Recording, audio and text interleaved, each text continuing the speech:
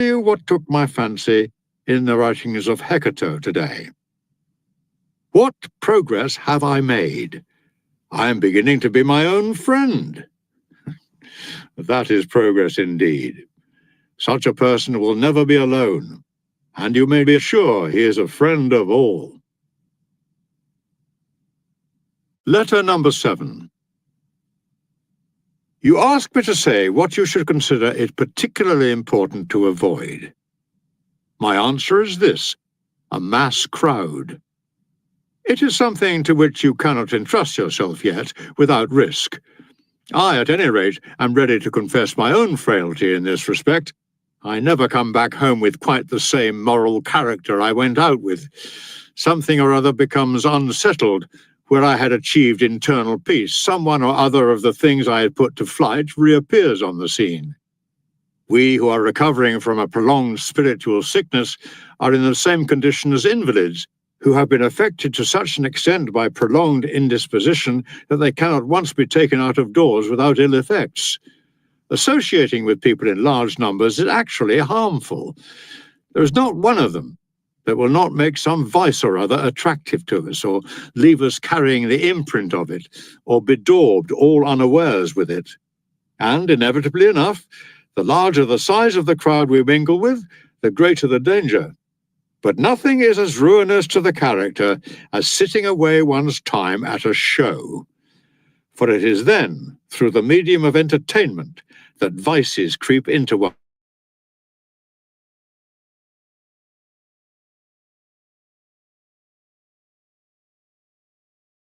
with more than usual indulgence. Yes, and what is more, a person crueler and less humane through having been in contact with human beings. I happened to go to one of these shows at the time of the lunch hour interlude, expecting there to be some light and witty entertainment then, some respite for the purpose of affording people's eyes a rest from human blood. Far from it. All the earlier contests were charity in comparison. The nonsense is dispensed with now. What we have now is murder pure and simple. The combatants have nothing to protect them. Their whole bodies are exposed to the blows. Every thrust they launch gets home. A great many spectators prefer this to the ordinary matches, and even to the special popular demand ones, and quite naturally. There are no helmets and no shields repelling the weapons. What is the point of armor, or of skill?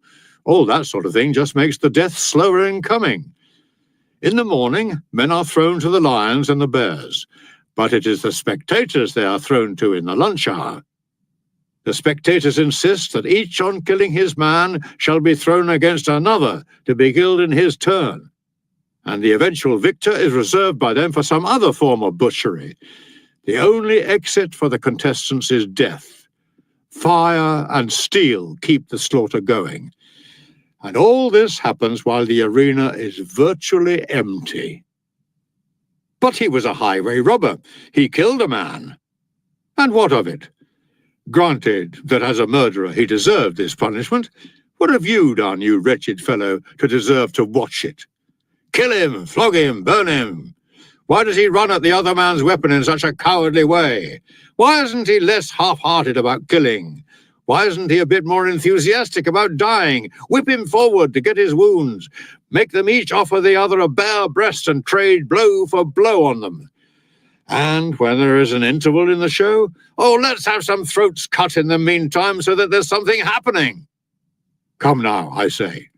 Surely you people realize, if you realize nothing else, that bad examples have a way of recoiling on those who set them.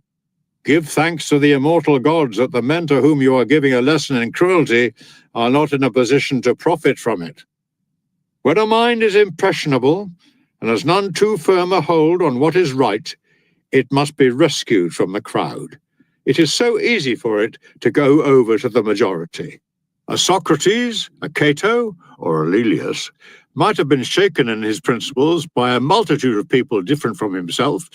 Such is the measure of the inability of any of us, even as we perfect our personality's adjustment, to withstand the onset of vices when they come with such a mighty following.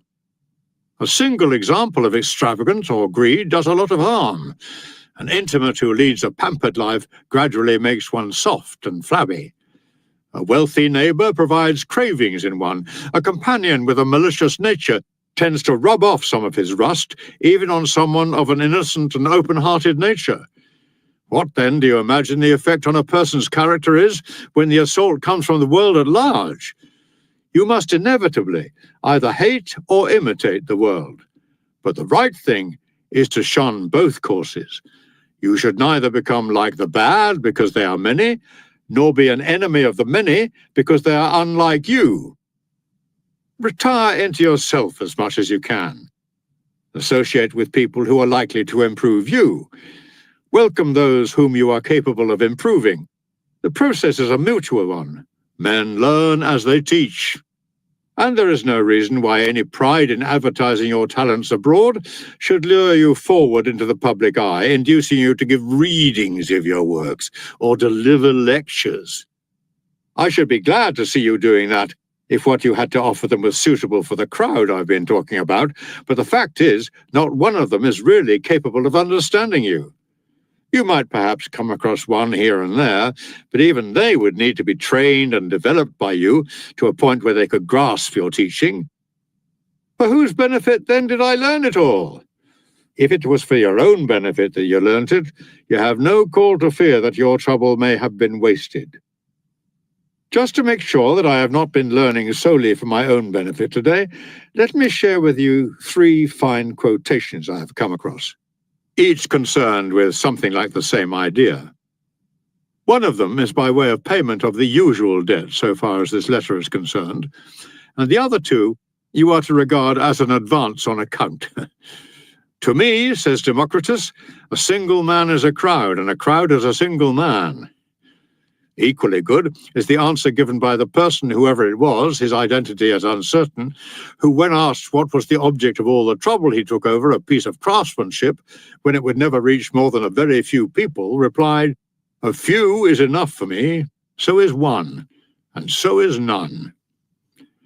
The third is a nice expression used by Epicurus in a letter to one of his colleagues. "I am writing this," he says, "not for the eyes of the many, but for yours alone. For each of us is audience enough for the other." Lay these up in your heart, my dear Lucilius, that you may scorn the pleasure that comes from the majority's approval. The many speak highly of you, but have you really any grounds for satisfaction with yourself if you are the kind of person the many understand? Your merits should not be outward-facing. Letter number 8. Are you, of all people, you write, really telling me to avoid the crowd, to retire from the world and find contentment in a good conscience? Where are those Stoic rules of yours that call on a man to die in harness? Oh, come now. Do I really give you the impression that I advocate a life of inactivity? I have only buried myself away behind closed doors in order to be able to be of use to more people. With me, no day is ever whiled away at ease. I claim a good part of my nights for study. I have no time for sleep. I just succumb to it, keeping my eyes at their work when they are heavy-lidded and exhausted from lack of rest. I have withdrawn from affairs as well as from society, and from my own affairs in particular. I am acting on behalf of later generations. I am writing down a few things that may be of use to them. I am committing to writing some helpful recommendations, which might be compared to the formulae of successful medications, the effectiveness of which I have experienced in the case of my own sores, which may not have been completely cured, but have at least ceased to spread. I am pointing out to others the right path which